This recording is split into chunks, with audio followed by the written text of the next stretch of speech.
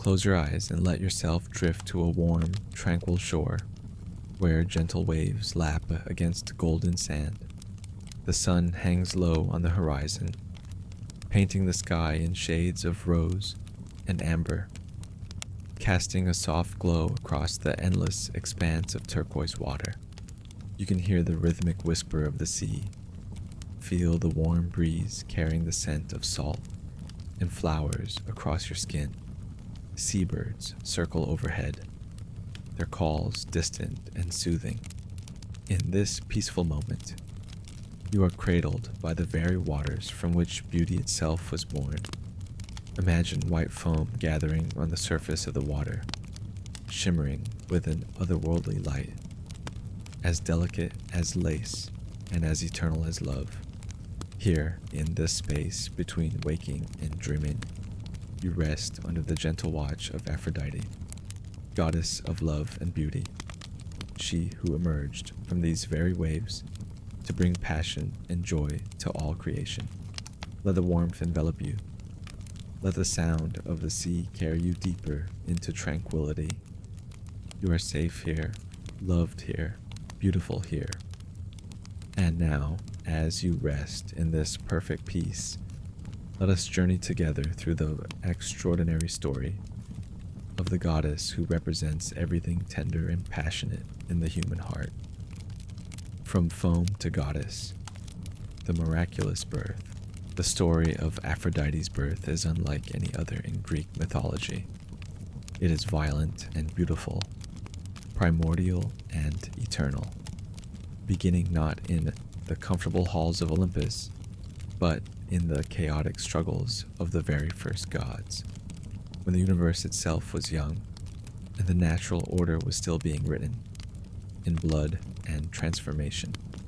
To understand how Aphrodite came to be, we must first turn our attention to Uranus, the primordial god of the sky, and Gaia, the ancient goddess of the earth. These two cosmic forces came together at the beginning of time and gave birth to the Titans, enormous and powerful beings who would shape the world. But Uranus was a cruel father and a tyrannical husband. As each child was born from Gaia's womb, Uranus looked upon them with disgust and fear, seeing in them potential rivals to his power. Rather than allowing them to live freely, he thrust them back into Gaia's body, imprisoning them in her depths, causing her unimaginable pain. Gaia, mother of all, suffered under this cruelty for ages. Her children were trapped within her, unable to emerge into the light, while Uranus continued his reign unchallenged. Finally, her suffering became too great to bear. She forged a great sickle from adamant, an unbreakable divine metal, and approached her children with a desperate plan. She needed one of them to rise up against their father, to end his tyranny and free them all from this torment. Most of the Titans cowered at the thought of facing Uranus, but one, the youngest, possessed the courage and the ruthlessness necessary for such an act. Cronus, cunning and bold, agreed to his mother's plan. He took the adamantine sickle and waited for the right moment. Concealed in the darkness while Gaia lay upon the earth in her usual position, when Uranus came to lie with Gaia, spreading himself across the world, in the cosmic union of sky and earth, Cronus struck. With one swift, terrible motion, he reached out and severed his father's genitals with a sickle. The act was brutal, decisive, and changed the cosmos forever. Uranus screamed and recoiled, pulling away from the earth, ascending to the heights of the heavens, where he would remain forever separate, never again to come so close to the world below. His reign was ended. His power was broken. The age of the Titans had begun, but the story does not end with Cronus's victory. In the chaos of that primordial assault, as Uranus withdrew in agony, his severed genitals fell from the sky. According to the poet Hesiod, who recorded this tale in his Theogony, Cronus took his father's severed anatomy and cast it far from him, throwing it with disgust into the sea that stretched endlessly below. The divine flesh struck the water and sank beneath the waves, but this was no ordinary matter that dissolved into the depths. This was the essence of a primordial god, the creative force of the sky himself. As the severed parts of Uranus descended through the waters, they began to interact with the sea in a strange and wondrous way. The divine blood and divine seed mingled with the salt water, and a transformation began. White foam began to form around the divine remains. Aphros in Greek, foam, beautiful, shimmering, and alive with supernatural energy. The foam grew and spread across the surface of the water, accumulating, gathering substance, taking on form and purpose. Within that pale, delicate foam, something impossible and miraculous was taking shape. The generative power of Uranus, the cosmic force of creation itself, was not destroyed but transformed. Life from violence, beauty from brutality, love from the most loveless of acts.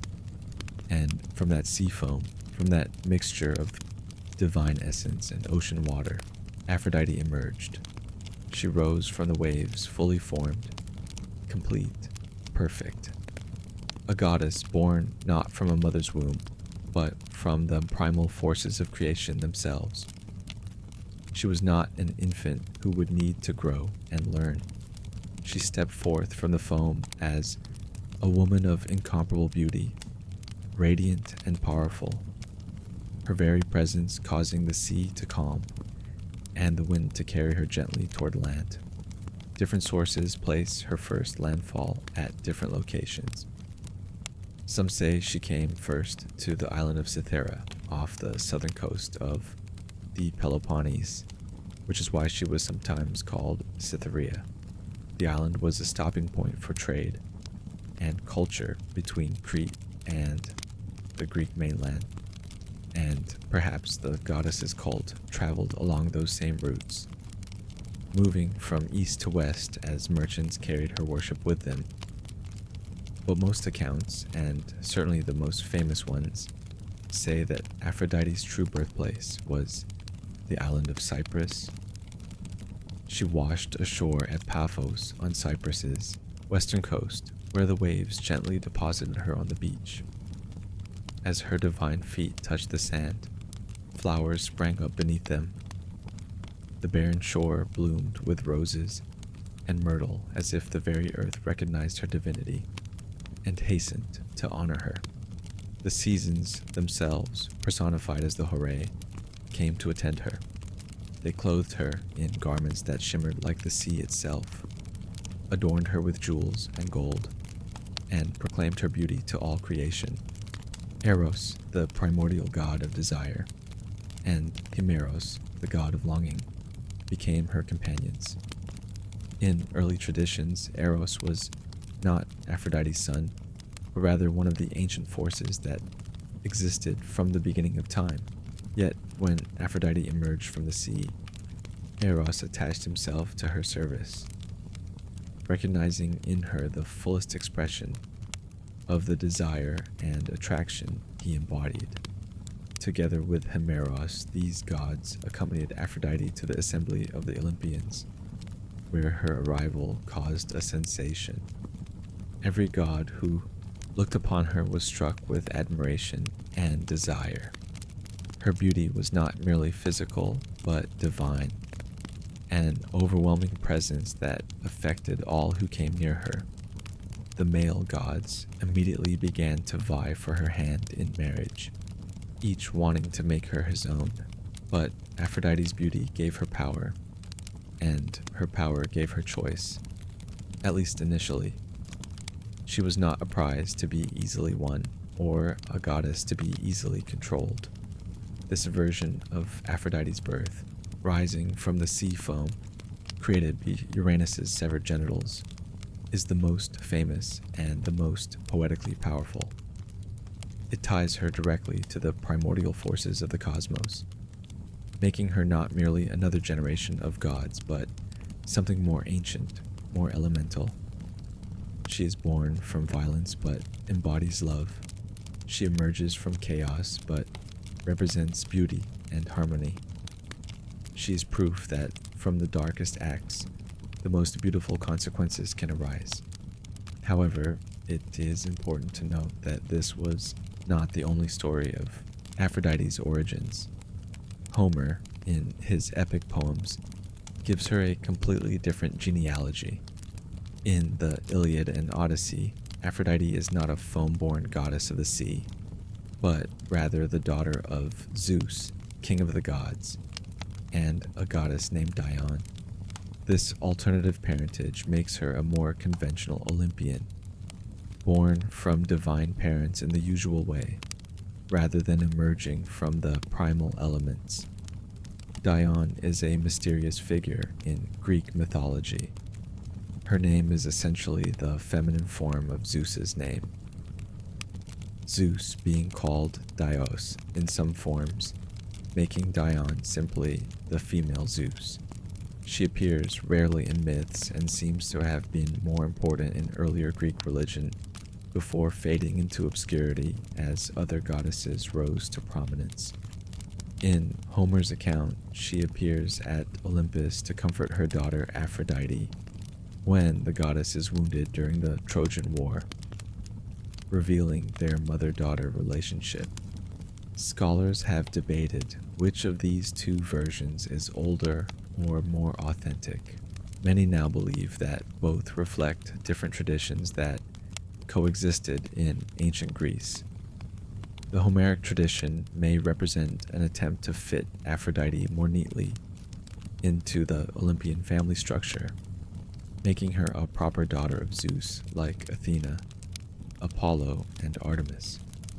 The Hesiodic tradition of her foam birth, meanwhile, may preserve older elements of her worship that predate the fully developed Greek pantheon. The philosopher Plato, in his Symposium, actually proposed that these two versions described two different Aphrodites altogether. He distinguished between Aphrodite Urania, the heavenly Aphrodite, who was born from Uranus's genitals and represented a higher, more spiritual love, and Aphrodite Pandemos, the common Aphrodite, or Aphrodite of all the people, who was born from Zeus and Dione and represented physical, earthly love. This distinction allowed Plato to make philosophical arguments about different types of desire and attraction, using the goddesses' dual origin stories as a framework. But regardless of which version one prefers, what remains constant is Aphrodite's connection to the sea and to Cyprus. The island became her primary cult center, and pilgrims traveled from across the Mediterranean to visit the sanctuary at Paphos, which remained one of the most important religious sites in the ancient world for centuries. The connection between Aphrodite and Cyprus was so strong that she was often simply called the Cyprian goddess, and Cyprus itself was sometimes called the island of Aphrodite. This connection to Cyprus hints at something important about Aphrodite's origins. Cyprus was not merely Greek, but rather a crossroads of civilizations, a place where Greek, Phoenician, and other Near Eastern cultures met, traded, and influenced each other. Archaeological and linguistic evidence strongly suggests that Aphrodite's worship did not originate in Greece proper, but was imported from the east, most likely from Phoenician traders who brought with them the cult of Astarte or Ashtoreth, a great goddess of love and fertility, worshipped throughout the ancient Near East. Astarte, in turn, was related to the even more ancient Mesopotamian goddess Inanna, known to the Akkadians and Babylonians as Ishtar. These goddesses shared many attributes with Aphrodite. They were goddesses of love, beauty, sexuality, and fertility. They were associated with the planet Venus, the morning and evening star. They were linked to sacred prostitution and temple worship. And they were dangerous as well as beautiful, capable of bringing war and destruction alongside passion and pleasure. Most tellingly, there are remarkable similarities between the birth story of Aphrodite and myths from the ancient Near East. In Hittite and Hurrian mythology, there is a story of the sky god Anu being castrated by a younger god, with his severed genitals falling to earth and giving rise to new deities. This parallel is too striking to be coincidental, suggesting that Hesiod's account of Aphrodite's birth from Uranus's genitals may actually be a Greek adaptation of an older Near Eastern creation myth. The name Aphrodite itself is somewhat mysterious and does not have a clear Greek etymology. While Greeks connected it to Aphros, foam, this is likely a folk etymology, a later explanation for a name whose true origins have been forgotten. Some scholars have proposed that the name might derive from a Phoenician or Semitic root, though no consensus has emerged on this point. What seems clear is that Aphrodite, as she was worshipped in Greece, represents a fusion of Greek and Near Eastern religious traditions. The Greeks took a goddess they encountered through trade and cultural contact with the East, merged her with their own developing mythology, and created something new, a goddess who was fully Greek in character and story, yet preserved echoes of her Eastern origins in her fundamental nature and her most important cult sites. This Eastern heritage may explain some of Aphrodite's more unique characteristics. Unlike most Greek goddesses, she is deeply connected to sexuality in an explicit way. While other goddesses might preside over marriage or childbirth, Aphrodite is the goddess of sexual desire itself, of seduction, of the physical act of love. This directness about sexuality is more characteristic of Near Eastern goddesses than of traditional Greek deities, who tended to be more restrained in such matters. The dual birth stories from sea foam or from Zeus and Dione thus represent more than just conflicting myths. They reflect the complex history of Aphrodite's worship, the meeting of different cultures and religious traditions, and the ways in which the Greeks adapted foreign deities to fit their own religious and mythological frameworks. Both versions could be true in their own way, representing different aspects of the goddess, different traditions of worship, and different ways of understanding the power she represented. In art and literature, the sea foam birth remained the most popular version. It provided artists with a magnificent subject, the goddess rising from the waves, often shown standing in or upon a great seashell, attended by winds and minor deities, her hair flowing and her beauty illuminating everything around her.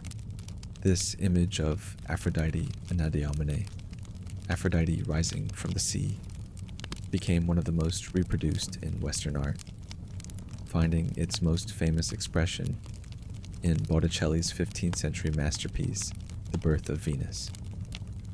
But regardless of the story one prefers, the essential truth remains. Aphrodite is a goddess born from the primal forces of creation, embodying the power of attraction that draws all living things together, the desire that ensures the continuation of life, and the beauty that makes existence worthwhile. From the moment she emerged from those foam-white waves, fully formed and impossibly beautiful, she was destined to change the world, to inspire passion in gods and mortals alike, and to remain forever as the symbol of everything humanity finds desirable, beautiful, and worth loving. The nature of love. Aphrodite's divine powers. Aphrodite was more than simply beautiful. She was beauty itself personified. More than desirable, she was the very force of desire given divine form. To understand Aphrodite is to understand the ancient Greek conception of love in all its complexity, for this goddess encompassed every aspect of attraction, from the most spiritual and elevated to the most physical and carnal. Her domain was vast and multifaceted. She was the goddess of love, yes, but love meant many things to the ancient Greeks. She was the goddess of romantic love, the passionate attachment between individuals that overrides reason and caution. She was the goddess of sexual desire, that fundamental drive that draws living beings together for reproduction and pleasure. She was the goddess of beauty, both physical attractiveness and the aesthetic appreciation of beautiful things. She was the goddess of fertility and procreation, essential for the continuation of families and communities. She was the goddess of pleasure and enjoyment, representing the capacity of life to be sweet and satisfying. But she was also more dangerous and complex than these benign descriptions might suggest. Aphrodite represented desire, and desire is not always rational or kind. It can be obsessive, destructive, consuming. It can make fools of wise men and enemies of friends. It can tear apart families and start wars. The Greeks understood this duality, and it is reflected in the myths and epithets associated with the goddess. The philosopher Plato, attempting to make sense of Aphrodite's various aspects, proposed that there were essentially two Aphrodites, or perhaps two aspects of the same goddess that were so different they might as well be separate deities. He called one Aphrodite Urania, the heavenly Aphrodite, born from the foam created by Uranus's severed genitals. This Aphrodite represented a higher form of love, a love of the soul and mind, rather than merely the body. She was the inspiration for same-sex love between men, which Plato's culture viewed as potentially the highest form of eros because it was based on mental and spiritual attraction, rather than the biological imperative to reproduce. The other Aphrodite he called Pandemos, meaning common to all the people, or of the populace. This was the Aphrodite born from Zeus and Dione, and she represented physical, heterosexual love, aimed at procreation. She was the goddess of bodily desire, of the drive to unite flesh with flesh. She was, in Plato's scheme, a lesser form of love, though still divine and still worthy of honor. This distinction was largely a philosophical invention, rather than a reflection of actual cult practice. In worship, Aphrodite Urania and Aphrodite Pandemos were both honored as aspects of the same goddess, and both epithets were used with reverence and respect. The difference was one of emphasis. Urania emphasized Aphrodite's celestial, transcendent nature, while Pandemos emphasized her role as a goddess accessible to all people, involved in the everyday realities of human desire and reproduction.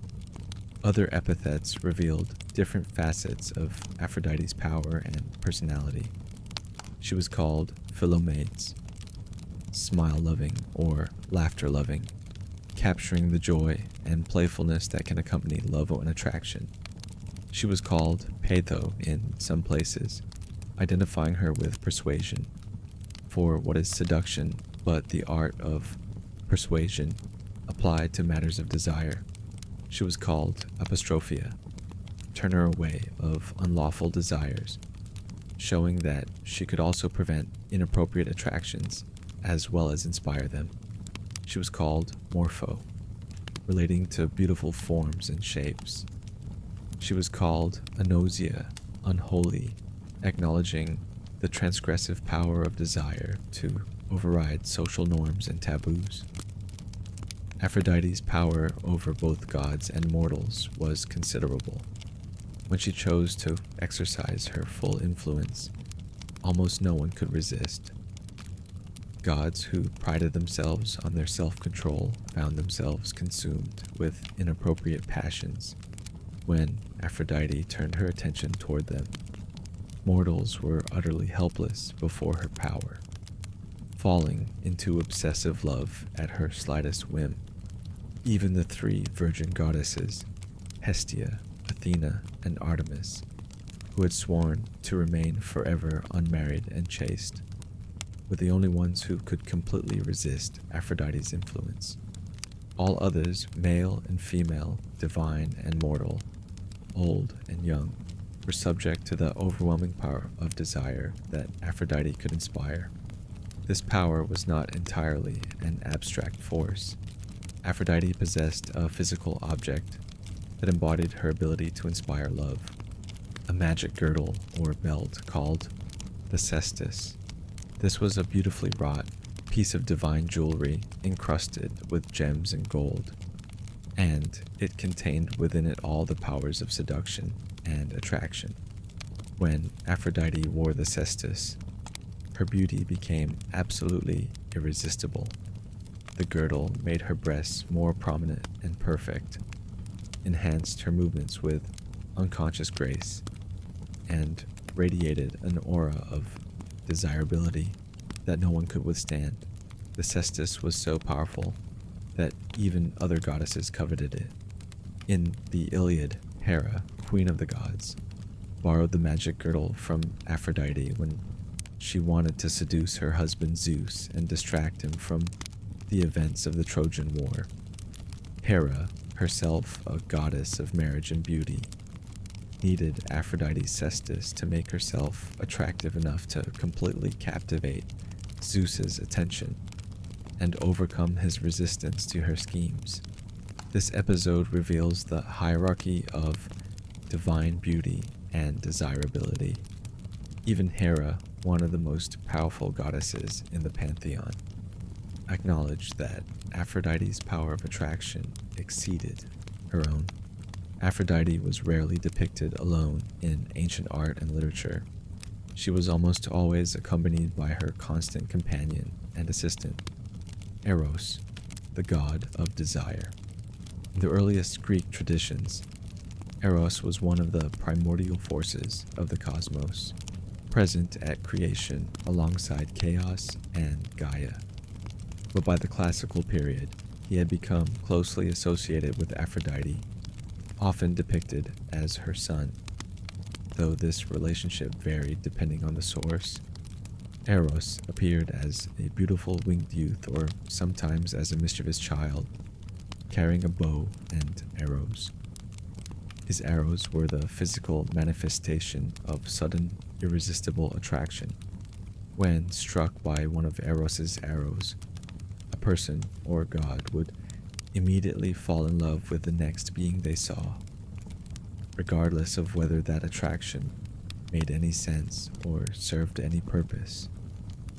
These arrows could create joy or tragedy, depending on where they struck and whom they caused to fall in love with whom.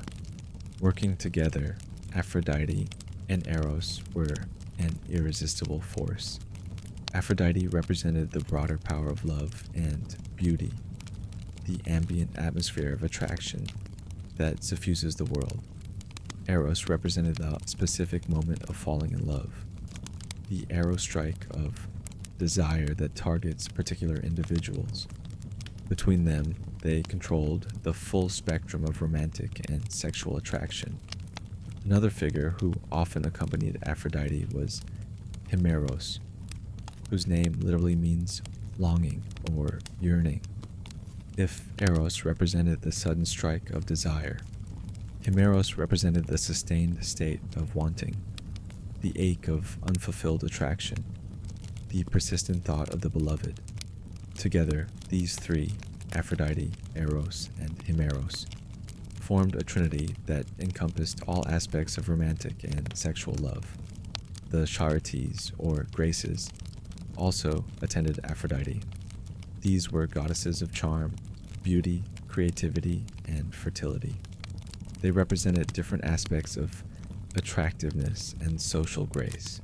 They dressed Aphrodite, adorned her with jewelry and flowers, and enhanced her already supernatural beauty. They also represented the social aspects of attraction: charm, wit, conversation, dancing, all the ways humans make themselves attractive beyond mere physical appearance. Aphrodite's power was not limited to inspiring love. She could also remove it, create discord in relationships, punish those who neglected their romantic or marital duties, and reward those who honored her with successful love affairs and happy marriages. She was a goddess to be honored and propitiated, for to offend her was to risk catastrophe in one's romantic life. Those who denied Aphrodite's power or rejected her domain learned harsh lessons.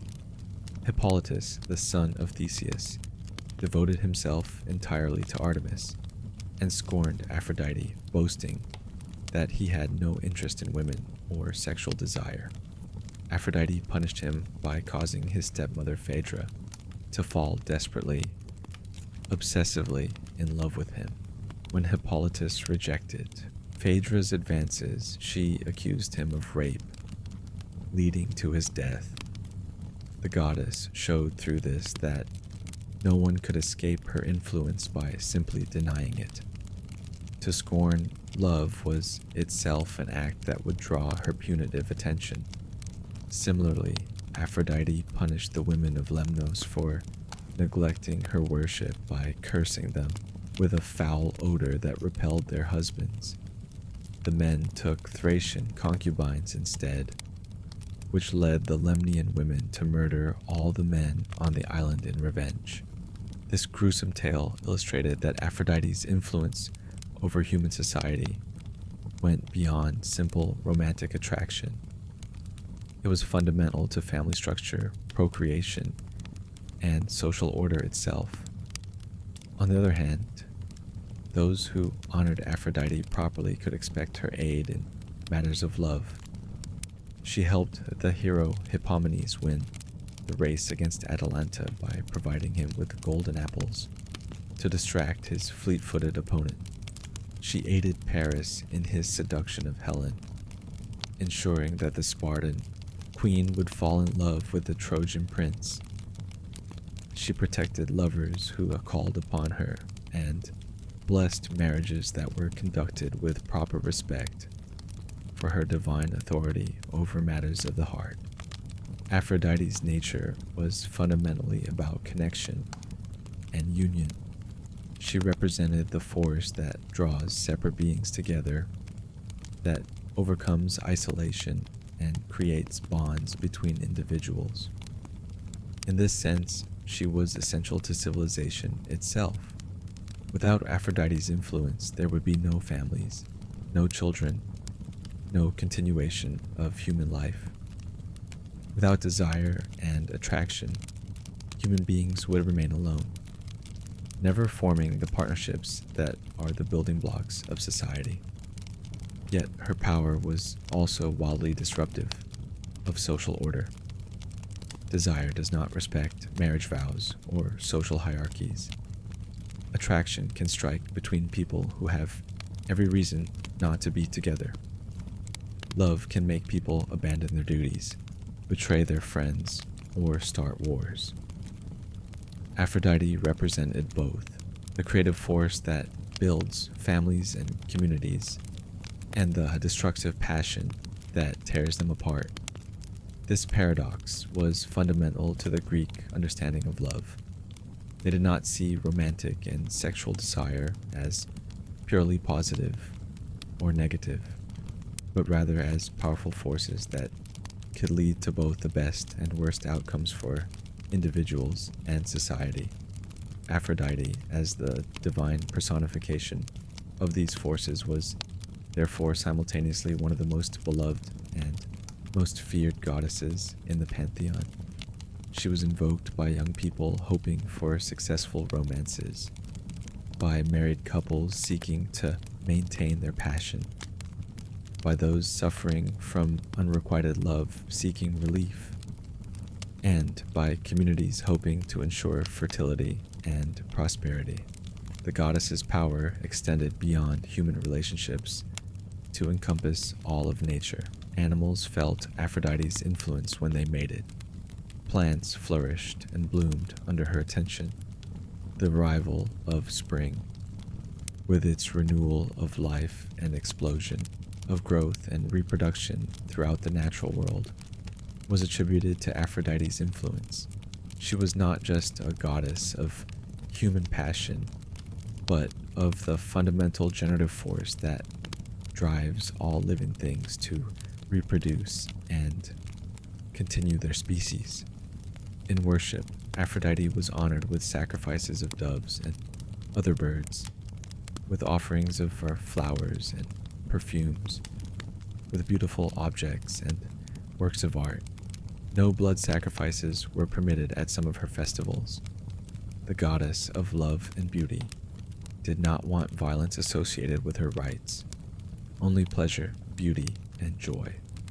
Worshippers approached her altars with gifts, prayers, and hopes that she would smile upon their romantic endeavors and bless them with successful love. Symbols of the goddess, beauty incarnate. Every Greek god and goddess had particular symbols associated with them, objects, animals, and plants that signaled their presence, represented their attributes, and served as focuses for their worship. Aphrodite's symbols were numerous and rich with meaning, each one capturing a different facet of her divine nature and influence. Perhaps the most recognizable symbol of Aphrodite was the dove. White doves, in particular, were sacred to her and appeared constantly in art depicting the goddess. These gentle, affectionate birds represented peace, love, and harmony. Doves mate for life and show great tenderness toward each other and their offspring, making them perfect emblems of romantic devotion and lasting affection. Ancient Greeks observed the cooing and nuzzling of doves and saw in them the behavior of lovers, intimate, gentle, constantly seeking physical closeness. Doves were not just symbols, but active participants in Aphrodite's mythology.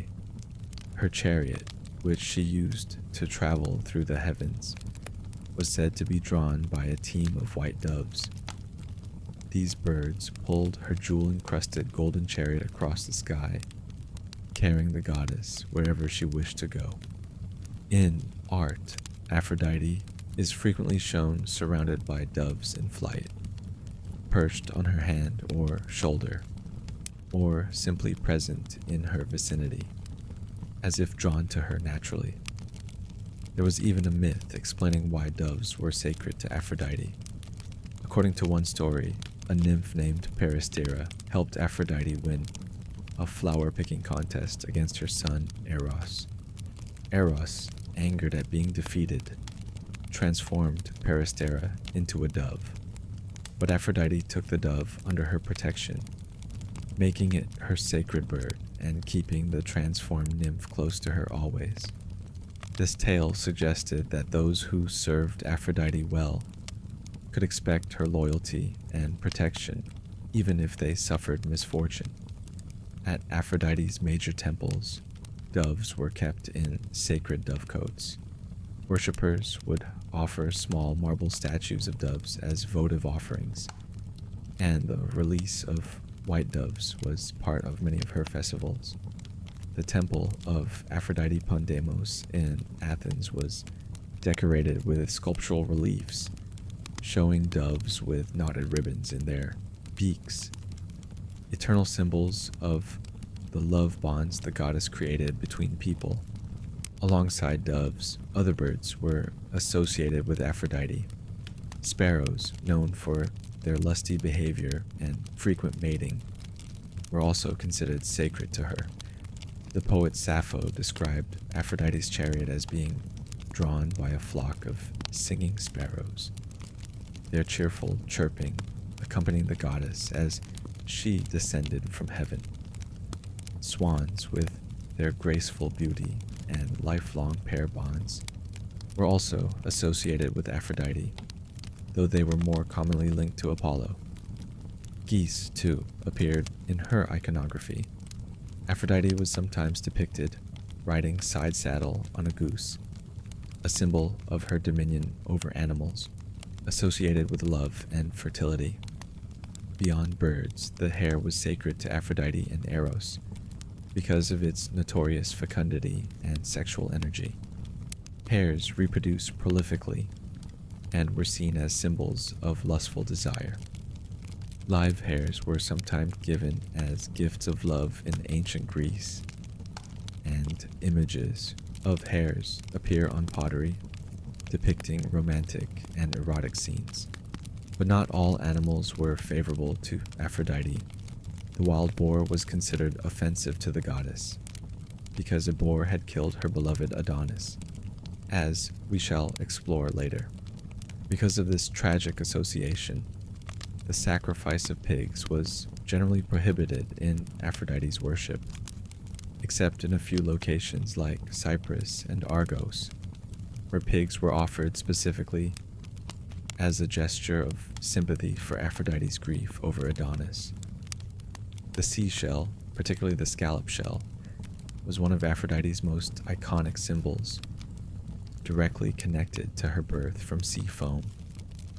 The open shell, with its ridged and textured interior, was sometimes seen as symbolizing female genitalia, making it not just a reference to Aphrodite's oceanic origins, but also to her connection with sexuality and fertility.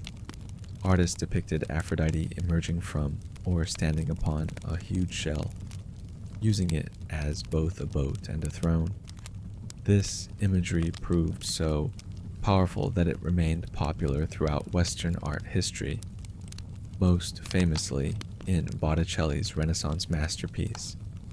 Other shellfish were also considered aphrodisiacs, a word that comes directly from Aphrodite's name because of their association with her. Oysters, mussels, and other mollusks were eaten to enhance desire and potency, a tradition that connected the goddess's marine origins with sexual vitality. The connection between Aphrodite and the sea ran deep, encompassing not just her birth, but ongoing associations with water, moisture, and the generative properties of the ocean. The rose became perhaps the most enduring of all Aphrodite's symbols. Red roses in particular were sacred to her, and their connection comes from one of the most famous myths about the goddess. When her beloved Adonis was dying, mortally wounded by a boar, Aphrodite rushed to his side. In her haste and grief, she ran through rose bushes. The thorns tore at her skin, and her divine blood dripped onto the white roses growing there. Where her blood fell, the white petals turned red, staining them forever. Thus, the red rose became a symbol of passionate love, beauty, and the pain that can accompany deep affection.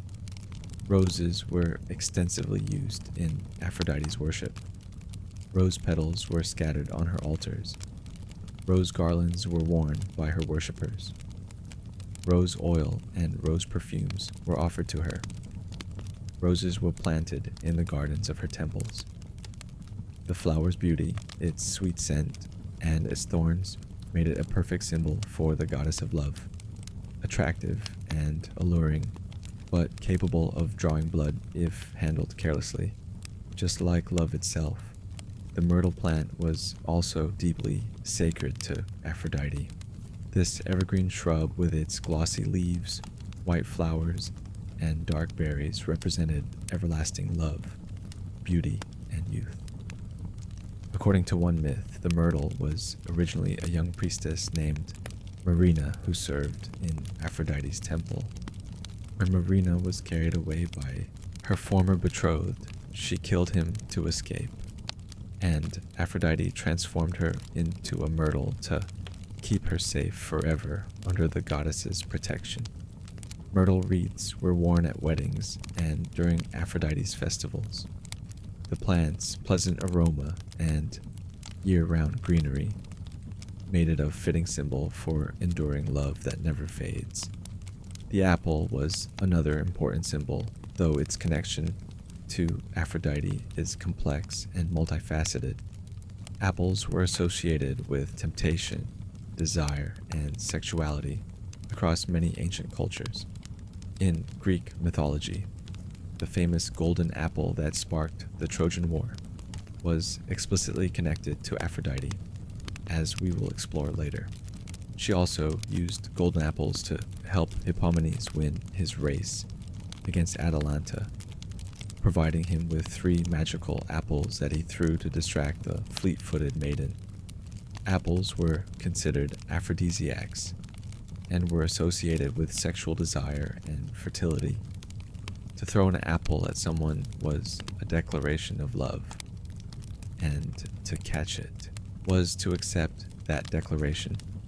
The pomegranate, with its abundant red seeds, was also sacred to Aphrodite. This fruit was associated with fertility, sexuality, and abundance. Across the ancient Mediterranean, some traditions claimed that Aphrodite herself planted the first pomegranate tree on Cyprus. The fruit's many seeds represented fertility and offspring, while its red juice suggested both blood and passion. Greek women sometimes used pomegranate seeds as a primitive form of birth control, another connection between the fruit and sexual activity. Among Aphrodite's physical attributes, the mirror held special significance. The goddess was often depicted holding a mirror, gazing at her own reflection. This was not simple vanity, though the goddess was certainly conscious of her extraordinary beauty, but rather represented self-awareness, self-love, and the importance of recognizing and appreciating one's own beauty. The mirror was a truth-telling device that showed things as they really were, and for Aphrodite to gaze into it was to acknowledge the reality of her divine beauty. Her other key physical attribute was the cestus, the magic girdle or belt we mentioned earlier. This was a work of divine craftsmanship, created by Hephaestus as a wedding gift for his bride. The cestus was embroidered with scenes of love and desire, and it possessed the power to make its wearer irresistibly attractive. It enhanced Aphrodite's already supernatural beauty to even greater heights, making her completely captivating to anyone who saw her while she wore it. The cestus represented the peak of sexual attractiveness and the power of beauty to overcome all resistance. Colors also had symbolic associations with Aphrodite. Gold represented her divine nature, her connection to wealth and luxury, and the way her beauty shone like precious metal. White, especially in the form of white flowers, white doves, and sea foam, represented purity and the celestial aspects of love. Red, seen in roses, pomegranates, and blood, represented passion, desire, and the physical aspects of sexuality. Pink, a gentler shade, represented romance, affection, and tender love. Aphrodite's symbols appeared everywhere in Greek culture. They showed up in poetry and literature as signs of her presence or influence. They appeared in art, allowing viewers to instantly identify the goddess, even in crowded scenes with many figures. They were incorporated into rituals and festivals, making abstract concepts tangible and giving worshippers concrete ways to honor the goddess. They were used as love charms and tokens, with young Greeks giving each other roses, apples, or images of doves to express romantic interest. These symbols also evolved and spread beyond Greek culture. When the Romans adopted Aphrodite as Venus, most of her symbols came along with the goddess. Doves remained sacred to Venus. Roses continued to represent love. Mirrors still symbolized beauty. These symbols were so powerful and so deeply ingrained that they survived the fall of paganism and continued into Christian Europe, stripped of their divine associations, but retaining their romantic meanings. To this day, doves represent peace and love. Roses are the flowers of romance, and mirrors are associated with beauty and self-reflection, all testaments to the enduring power of Aphrodite's iconography. Passion and tragedy, the love of Adonis. Among all of Aphrodite's many love affairs, both divine and mortal, none was more famous, more tragic, or more deeply connected to her cult and worship than her passionate love for Adonis, the beautiful youth whose death brought her grief so profound that it shaped nature itself. The story of Adonis begins, like so many Greek myths, with divine punishment for human hubris. In the land of Cyprus, appropriately, Aphrodite's own island, there lived a king named Cinyras, who had a daughter of surpassing beauty, named Myrrha. The king, proud of his daughter, boasted that she was more beautiful even than Aphrodite herself. This was a grave mistake, for Aphrodite did not take kindly to mortals, claiming superiority over her in her own domain. To punish this hubris, Aphrodite inflicted upon Myrrha a terrible curse. She caused the young princess to fall madly, obsessively in love with her own father. Myrrha was horrified by her unnatural desire, knowing that it was wrong, yet unable to resist the overwhelming passion that consumed her. She fought against it, grew depressed and suicidal, but ultimately confessed her shameful longing to her nurse. The nurse, though shocked, took pity on Myrrha and devised a plan. During a festival honoring Demeter, when Cinyras was drunk and his wife absent, the nurse told the king that a young woman of his daughter's age desired to sleep with him but wished to remain anonymous. Cinyras, flattered and aroused, agreed. Under cover of complete darkness, with no lamps allowed, Myrrha came to her father's bed and lay with him. For several nights this continued, with Cinyras believing he was having an affair with some mysterious young woman, not knowing he was committing incest with his own daughter. Eventually, curiosity overcame Cinyras, and he brought a lamp into the chamber to see his mysterious lover. When he recognized Myrrha, he was filled with such rage and horror that he drew his sword to kill both her and the unborn child she carried. Myrrha fled from the palace, her father in pursuit, running desperately through the kingdom with no hope of escape. As Cinyras raised his sword for the killing blow, Myrrha prayed to the gods to save her, to make her neither among the living nor among the dead, to remove her from this unbearable situation. The gods answered her prayer, but not in the way she might have hoped. At the moment the sword would have struck, Myrrha transformed. Her feet became roots that plunged into the earth. Her legs and body became a trunk. Her arms became branches. Her skin became bark. Her tears became the resin that dripped from the tree.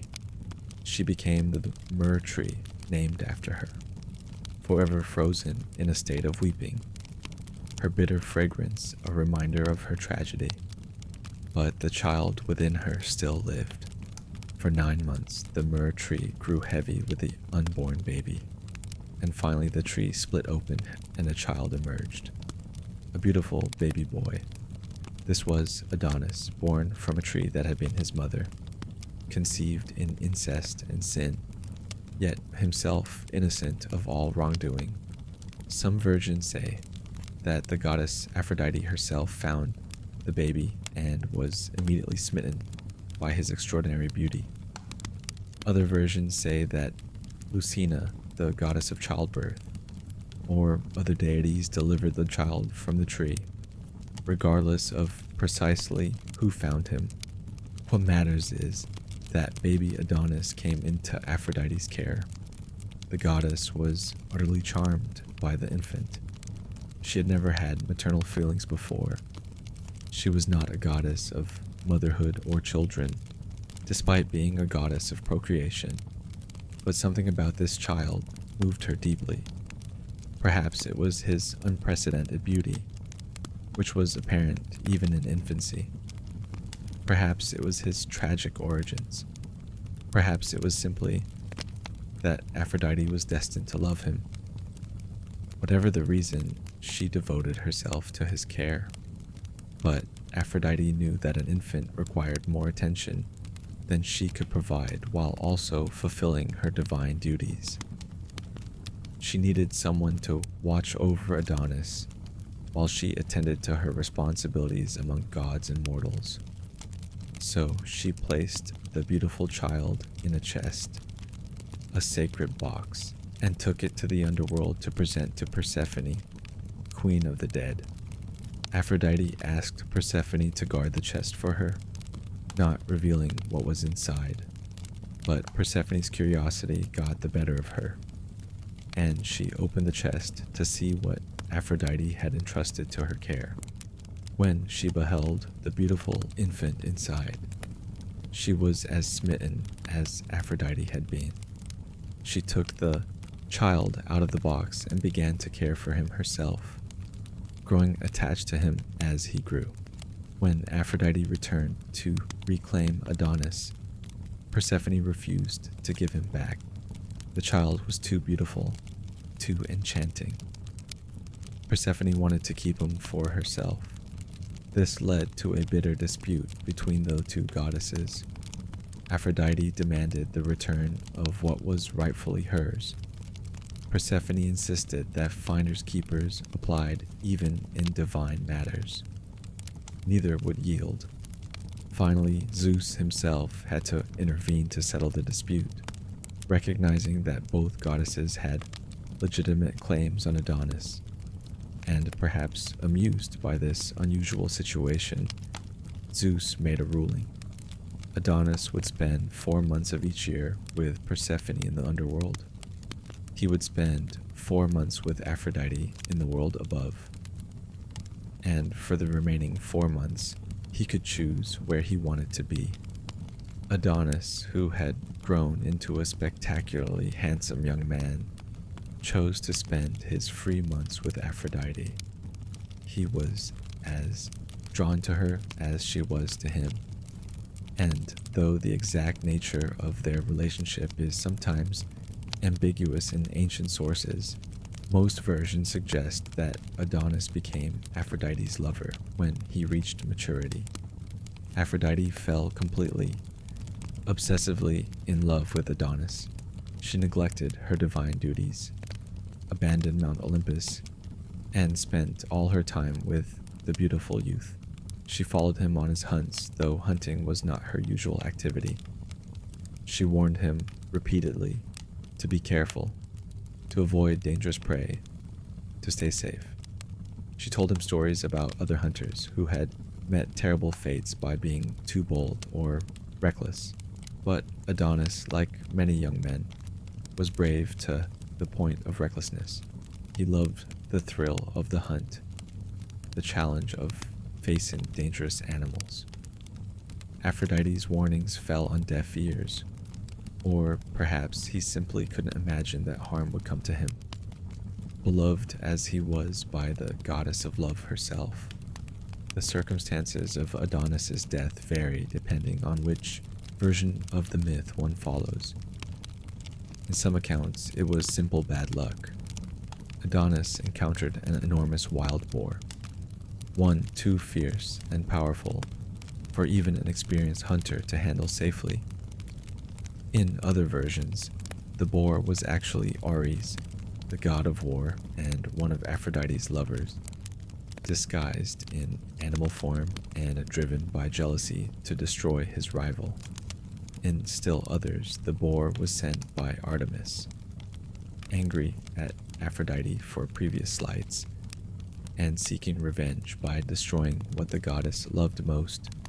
Regardless of who or what was ultimately responsible, the result was the same. Adonis was out hunting, tracking a boar through the forest. He spotted it and prepared to make his kill, but the boar was larger and more dangerous than he realized. Before he could strike, the boar charged. Its massive tusks gored Adonis, ripping through his flesh, inflicting wounds that were immediately fatal. As Adonis lay dying in the forest, his blood pouring out onto the earth, he cried out for Aphrodite. The goddess, wherever she was, heard her lover's agonized screams and rushed to his side.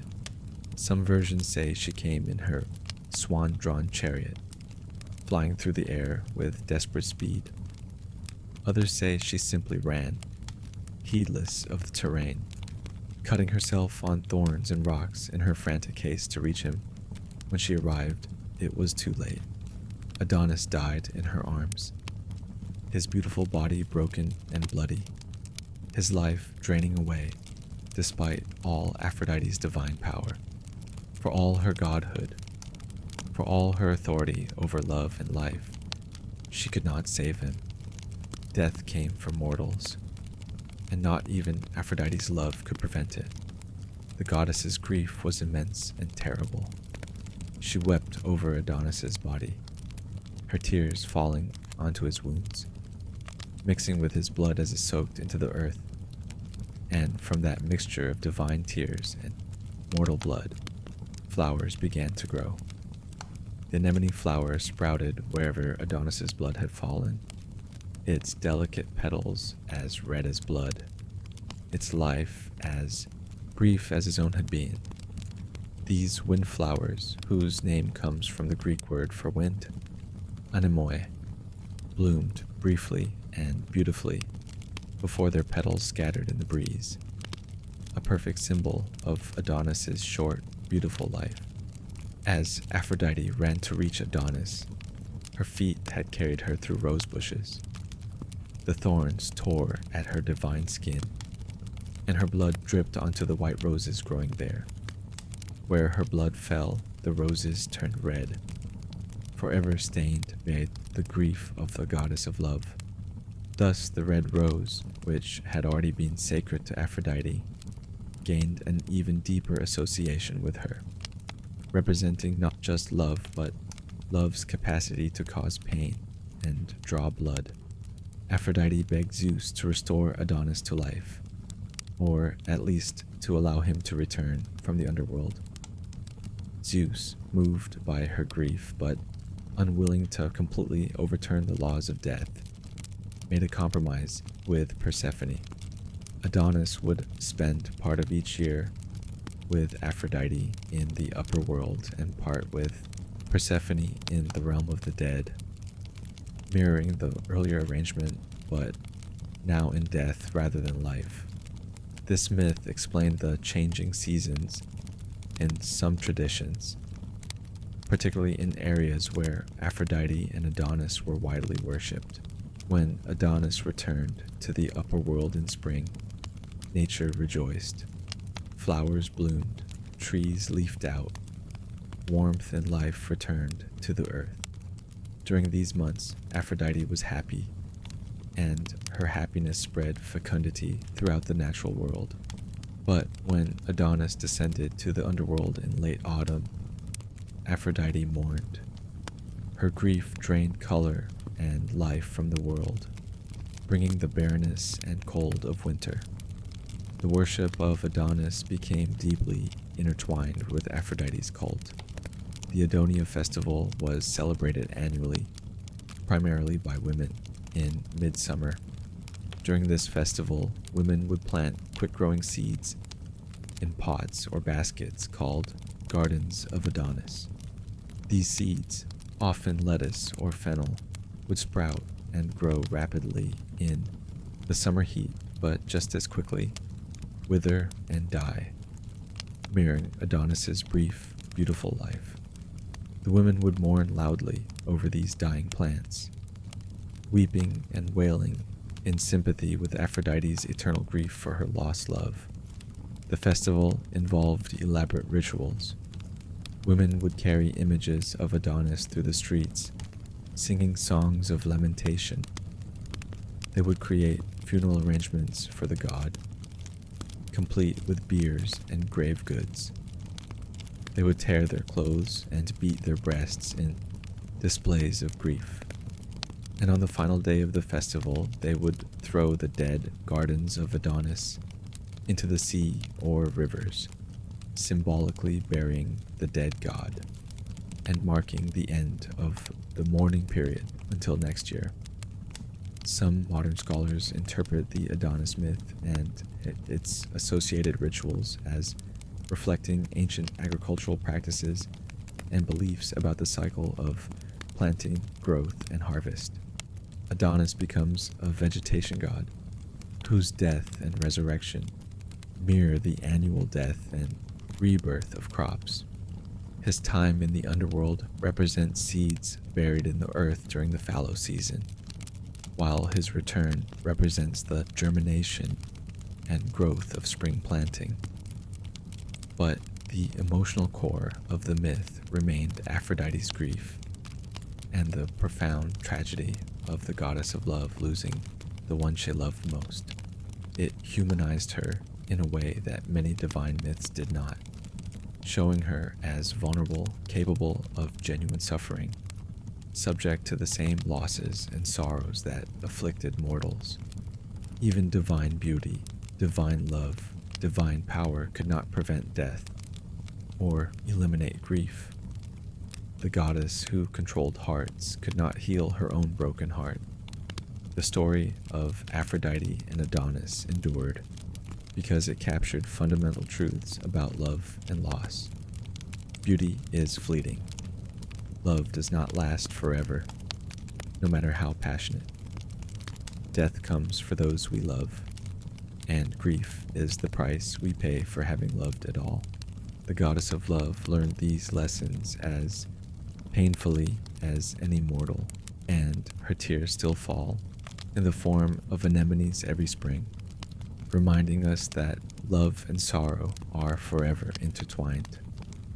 Divine affairs, love among the gods, Aphrodite's romantic life was not limited to her tragic affair with the mortal Adonis. As the goddess of love, her own relationships were numerous, complex, and often complicated, demonstrating that divine beauty and divine desire could be just as messy and problematic as their mortal counterparts. Aphrodite's official husband was Hephaestus, the god of fire, metalworking, and craftsmanship. This marriage was itself something of an oddity, a mismatched pairing that has confused mythographers for millennia. Hephaestus was not considered handsome by divine standards. He was lame, having been either born with a deformity or crippled when Zeus threw him from Mount Olympus, and he was rough and grimy from his work at the forge. Aphrodite, meanwhile, was the epitome of beauty and grace. How did these two end up married? According to most versions, Zeus arranged the marriage. There were several possible motivations for this decision. Some sources suggest Zeus wanted to prevent conflict among the male gods, all of whom desired Aphrodite, and would have fought over her if she had been allowed to choose freely. by giving her to Hephaestus, who was unlikely to inspire jealousy because of his low status and lack of conventional attractiveness. Zeus hoped to head off divine warfare. Other versions suggest the marriage was Hephaestus's reward for freeing Hera from a magical throne he had crafted. Hephaestus, angry at his mother for rejecting him because of his deformity, had created a beautiful golden throne and sent it to Olympus as a gift for Hera. When she sat in it, invisible chains bound her, and no one could free her. Hephaestus agreed to release her only if he were given Aphrodite as his bride. Zeus, seeing no alternative, agreed, regardless of how the marriage came about. It was clearly not a love match, at least not on Aphrodite's side. While Hephaestus may have cherished his beautiful wife and created magnificent gifts for her, including the magic girdle, Aphrodite did not reciprocate his affections. She found herself shackled to a husband she had not chosen and did not desire, expected to remain faithful to a god she didn't love. Aphrodite responded to the situation in the way one might expect from the goddess of love and desire. She took lovers, and her most famous, most passionate, and longest-lasting affair was with Ares, the god of war. The pairing of Aphrodite and Ares represented the union of love and war, beauty and violence, creation and destruction. They were opposite yet complementary forces, and their attraction was intense and apparently irresistible. Where Aphrodite represented the pleasures of peace, Ares represented the excitement of conflict. Where she was beautiful and refined, he was fierce and brutal. Yet together they created children and shared a passion that even marriage to other partners could not extinguish. Their affair was passionate but not secret, at least not successfully secret. The god Helios, who sees everything from his position driving the sun chariot across the sky, observed the lovers meeting when they thought they were unobserved. Helios, whether out of loyalty to Hephaestus or simply love of gossip, went to the cuckolded husband and told him what he had seen. Hephaestus was devastated and enraged, but he was also clever. Rather than confronting the lovers directly, which would have been futile given that both were more powerful than him in combat, he devised a trap. Using his unmatched skills as a craftsman, Hephaestus forged a net of bronze or gold. The sources vary, so fine that it was nearly invisible, yet so strong that even gods could not break it. He arranged this net above his marriage bed, and then announced he was leaving Olympus to visit one of his sanctuaries. Aphrodite, believing Hephaestus to be gone, immediately sent word to Ares. The lovers met in Hephaestus's own bed, eager to enjoy their time together. But as they made love, Hephaestus's trap sprang. The magical net fell upon them, binding them together in their compromising position, holding them so tightly they could not move or escape. Hephaestus, who had of course not actually left, but was watching for this very moment, returned immediately. He called all the other gods to witness his wife's adultery and his rival's treachery. The gods came running, or at least the male gods did, for the goddesses, embarrassed by the scene, mostly stayed away and gathered around to look at Ares and Aphrodite trapped in the net, naked and caught in the act. The reaction was not what Hephaestus might have hoped for. Rather than expressing sympathy for the wronged husband, the assembled gods largely found the situation hilarious. They laughed and made jokes. Hermes quipped that he wouldn't mind being caught in such a net if it meant being in bed with Aphrodite. A Apollo agreed that the humiliation would be worth the pleasure. Their laughter and comments only deepened Hephaestus's humiliation, turning his moment of vindication into a scene of mockery. Finally, Poseidon intervened, asking Hephaestus to release the lovers and promising that Ares would pay appropriate compensation for adultery. Hephaestus agreed reluctantly, dissolving the net. Ares immediately fled to Thrace, his ancestral homeland, while Aphrodite went to Cyprus to bathe and be attended by her worshippers, restoring her dignity after the public humiliation. Despite this exposure, the affair between Aphrodite and Ares did not end. They continued their relationship more discreetly, producing several children together. Their offspring included Eros, in versions where he was their son rather than a primordial god, Harmonia, goddess of harmony and concord, Phobos, panic, fear, and Deimos, terror, dread. These children reflected their parents' natures. Eros embodied the passionate love of Aphrodite. Harmonia represented the peace that follows war and the concord that love can create, while Phobos and Deimos represented the psychological aspects of combat that Ares brought to battle. Another important mortal lover of Aphrodite was Anchises, a shepherd prince who tended his flocks on Mount Ida near Troy. Zeus, annoyed at how Aphrodite constantly made gods fall in love with mortals and then mock them for their undignified behavior, decided to turn the tables. He caused Aphrodite herself to fall madly in love with a mortal, so she would experience the same loss of dignity she had inflicted on others.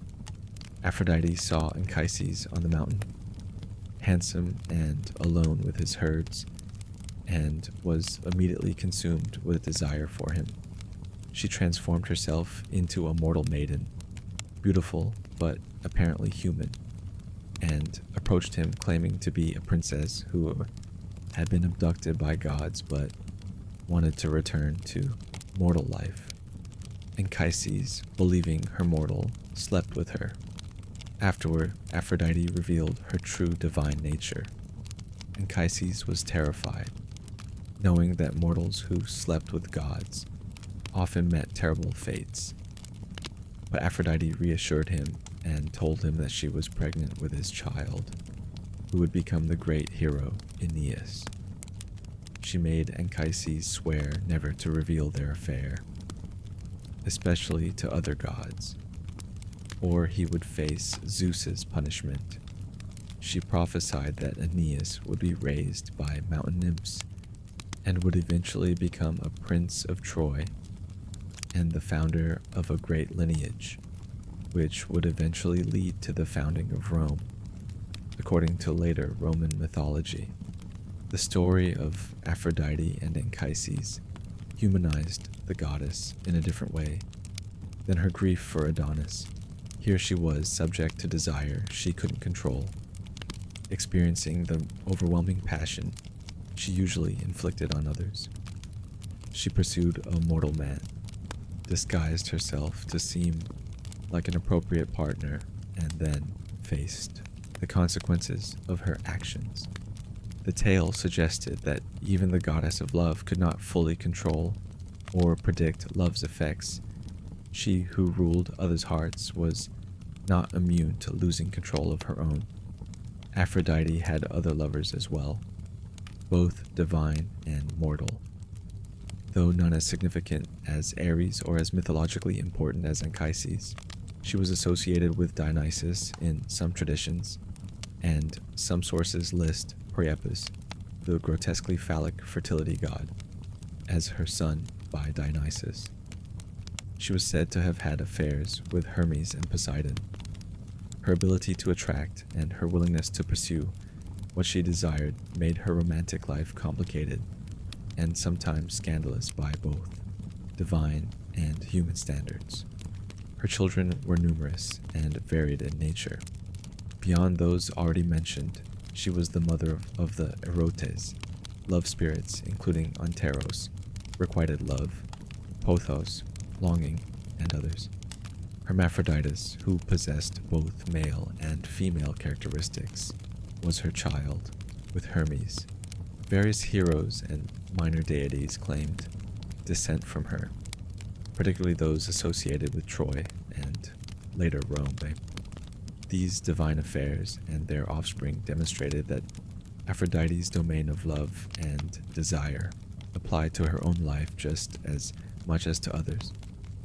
She experienced passion, desire, jealousy, and satisfaction. She formed connections, bore children, and dealt with the complications of maintaining multiple relationships. Unlike some more austere deities who stood apart from the passions they governed, Aphrodite was fully engaged with her own sphere of influence, a participant as much as a director. This made her simultaneously more relatable and more dangerous.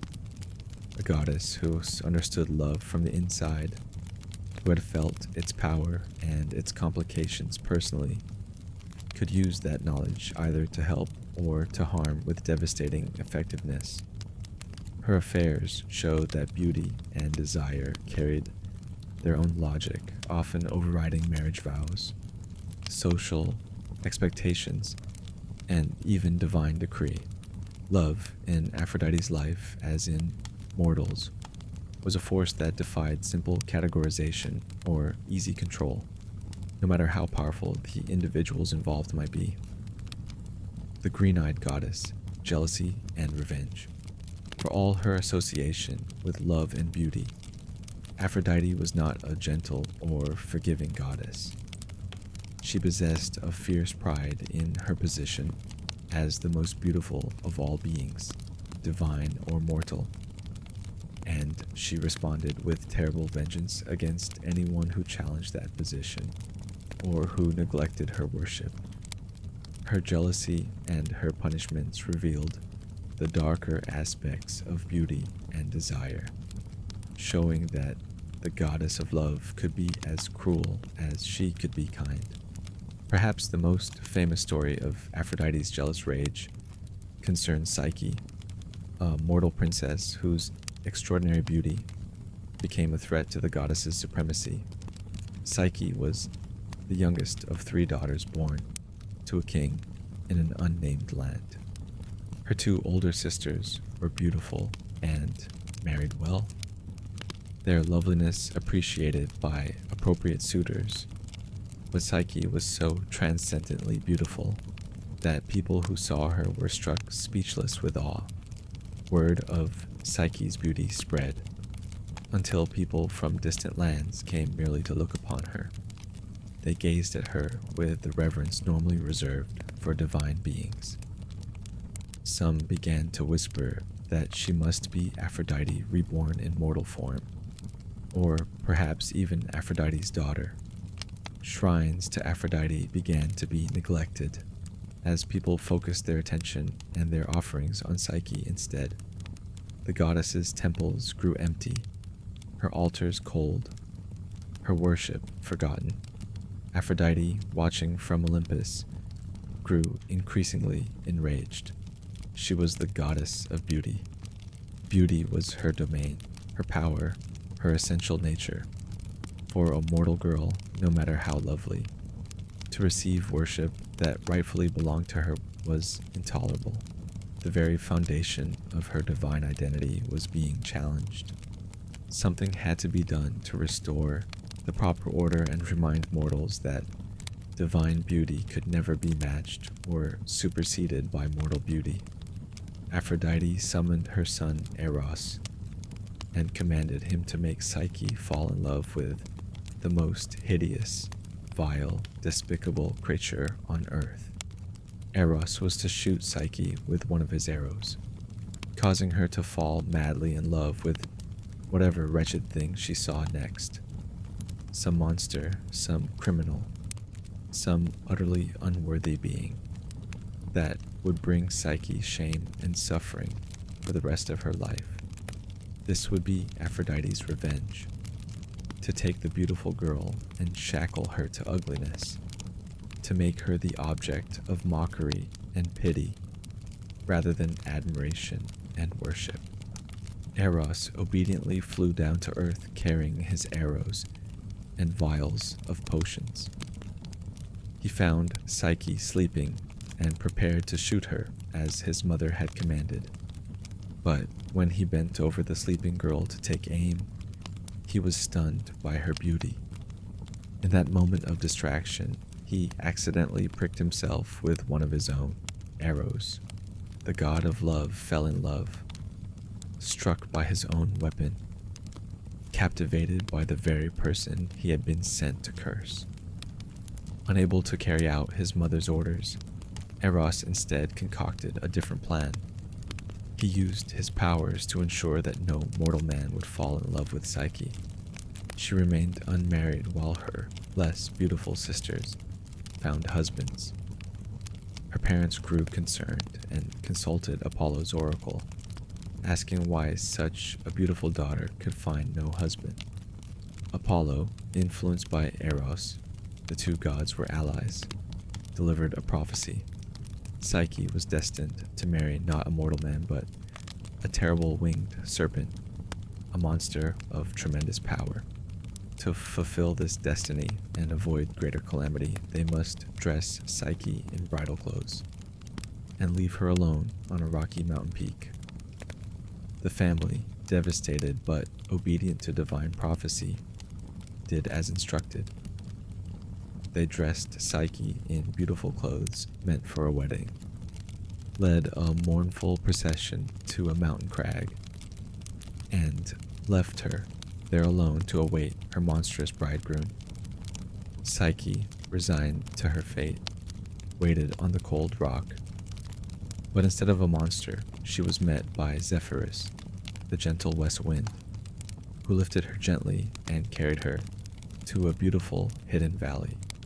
There Psyche found a magnificent palace, more splendid than anything she had seen. Invisible servants attended her, bringing food and entertainment, and at night her mysterious husband came to her. He made love to her, but insisted that she must never try to see his face. He warned her that she must trust him and accept him in darkness, never lighting a lamp or trying to discover his true form. If she obeyed, they would be happy together forever. If she disobeyed, she would lose him. For a time, Psyche was content with this arrangement. Her invisible husband was gentle and loving, and her life in the palace was pleasant.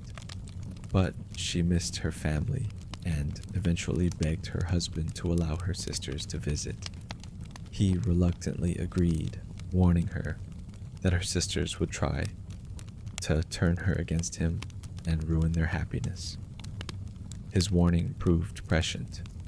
When Psyche's sisters visited and saw the magnificent palace, they were consumed with jealousy.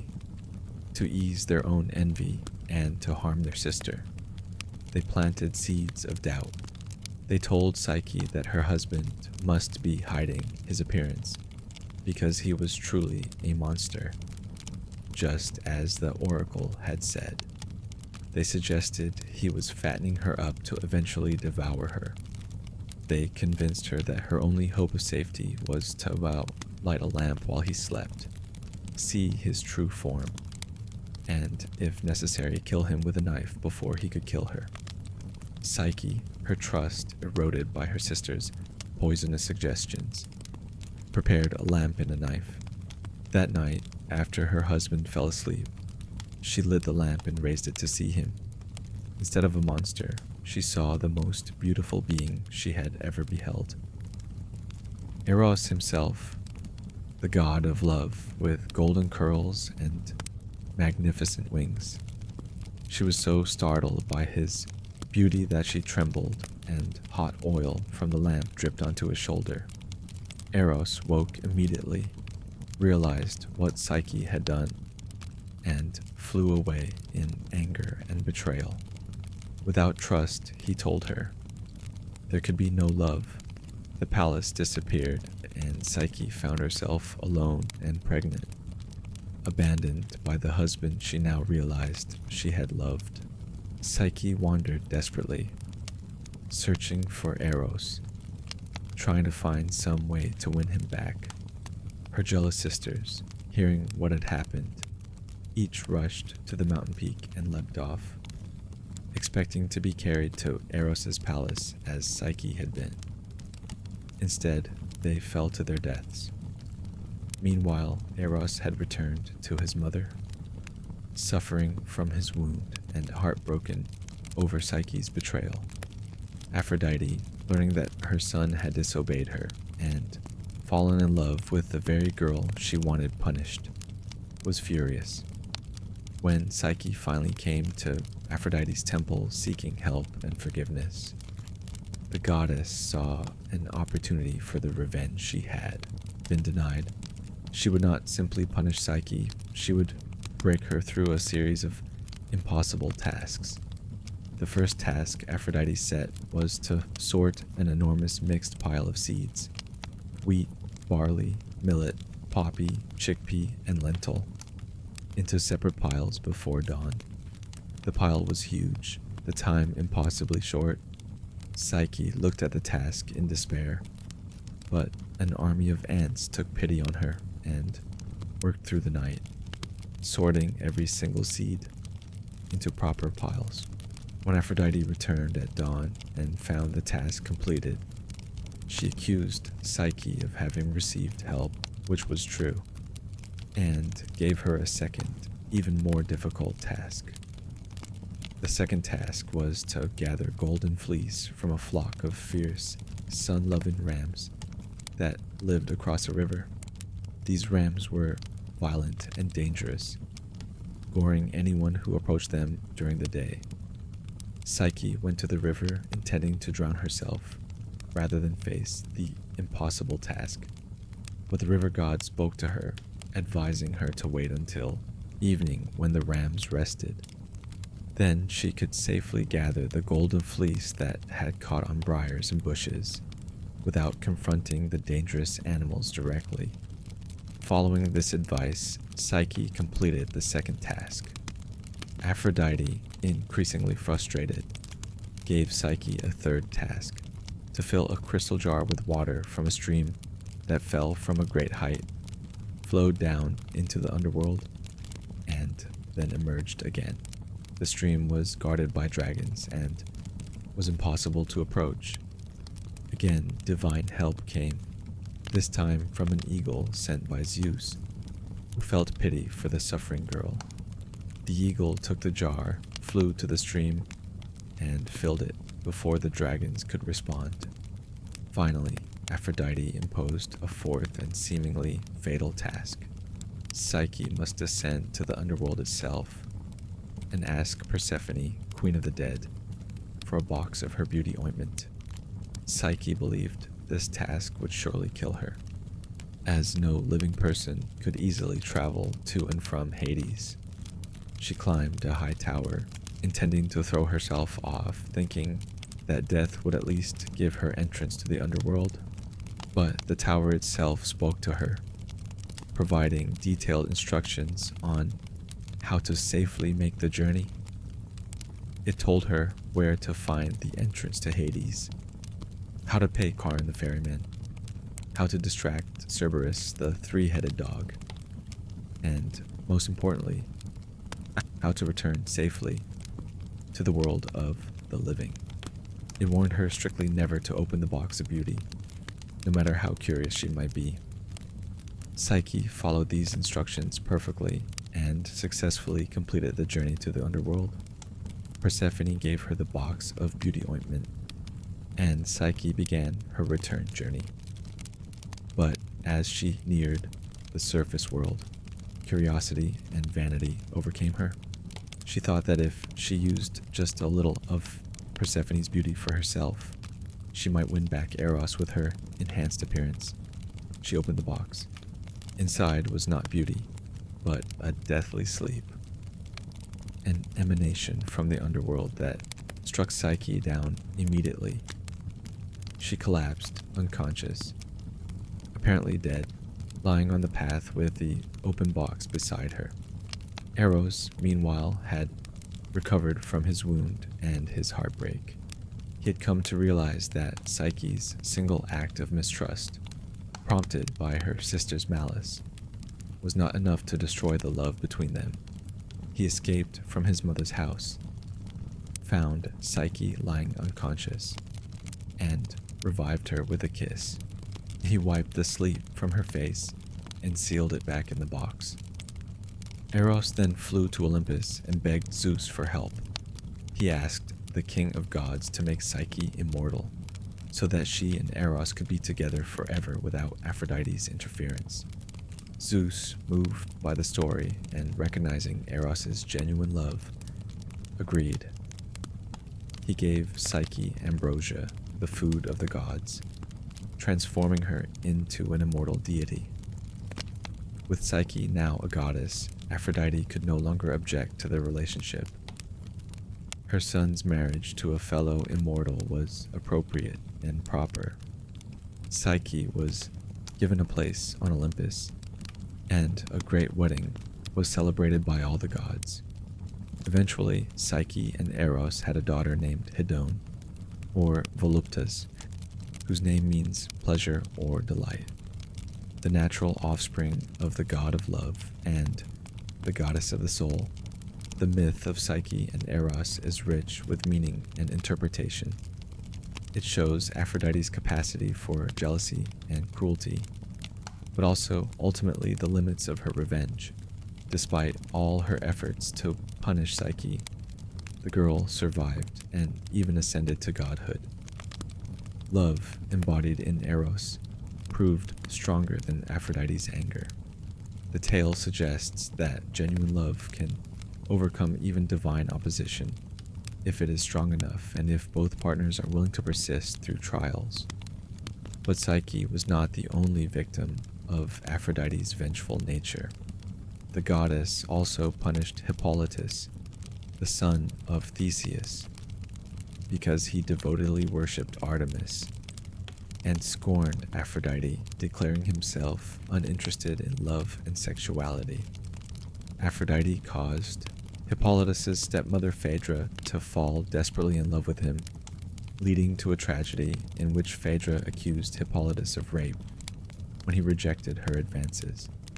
Theseus cursed his son, and Hippolytus died violently when his horses were spooked by a bull from the sea. Similarly, Aphrodite cursed Eos, goddess of the dawn, to fall in love with mortal after mortal, none of whom could give her lasting happiness.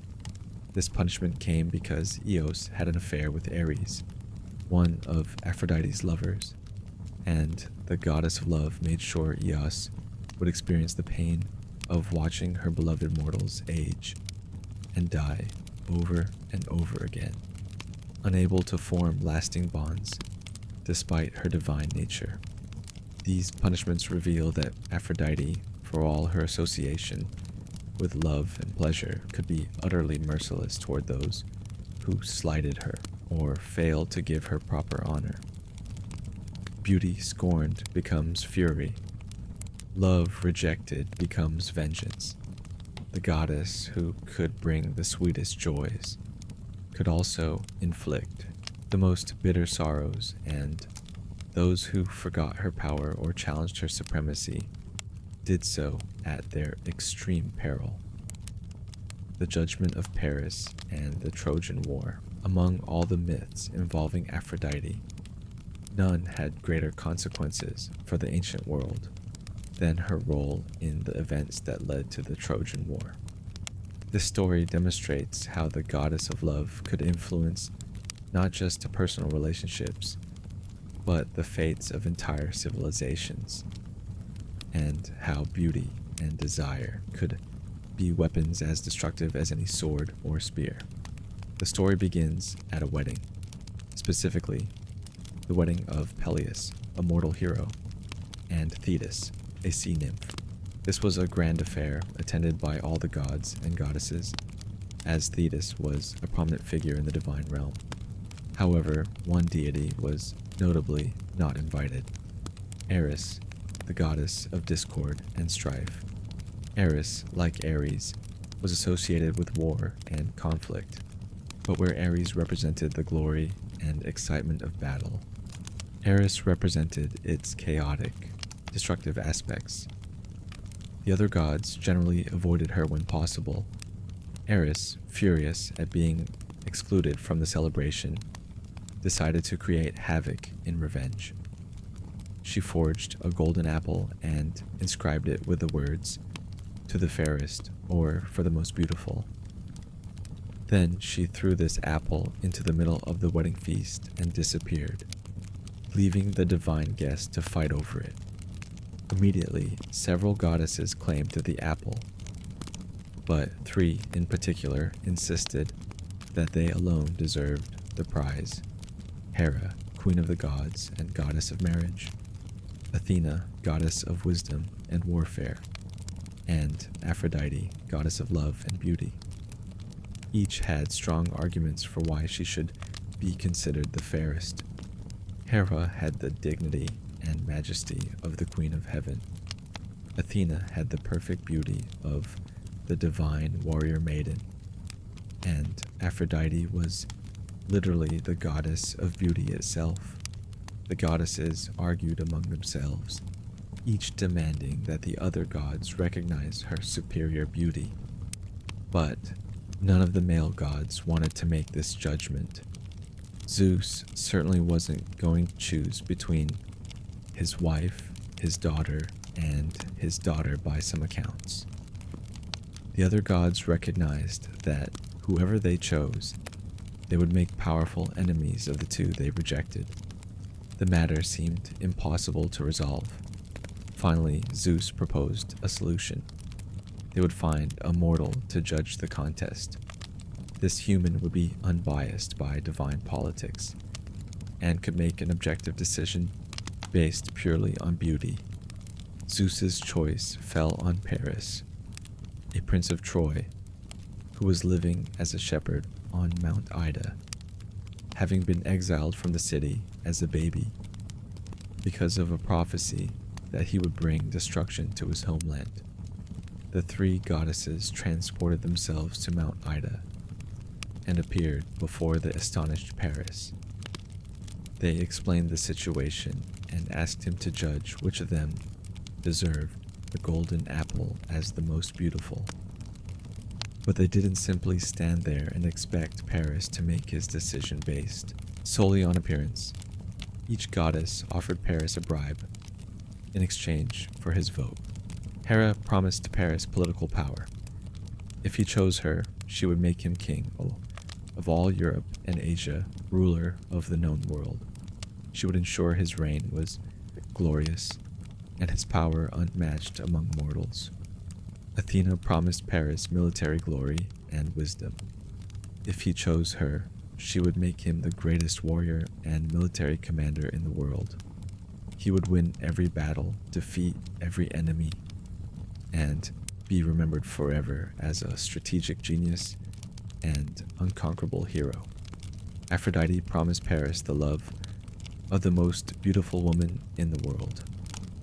If he chose her, she would ensure that Helen of Sparta, renowned as the most lovely of all mortal women, would fall completely in love with Paris and become his wife, regardless of any obstacles that might stand in the way. Paris, young and romantic, thinking more of love than power or glory, awarded the golden apple to Aphrodite. With this choice, he made Aphrodite his ally, but he also made Hera and Athena his eternal enemies. And he set in motion events that would lead to the most famous war of Greek mythology. Aphrodite, triumphant in her victory, immediately set about fulfilling her promise to Paris. She helped him travel to Sparta, where he was received as a guest by King Menelaus and his wife Helen. Under Aphrodite's influence, Helen fell madly in love with Paris.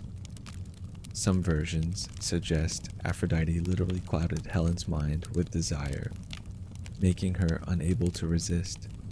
Others suggest she simply arranged circumstances to make Helen's attraction to Paris overwhelming.